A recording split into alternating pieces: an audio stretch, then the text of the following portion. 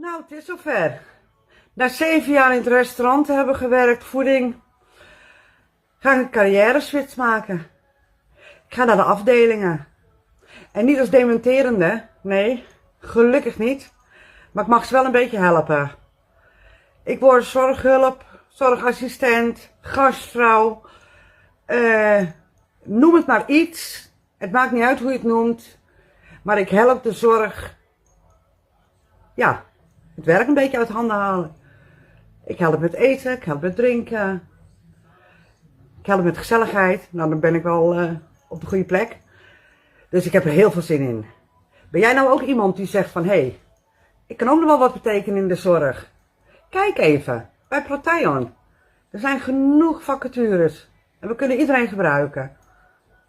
Als je maar een hart hebt voor mensen.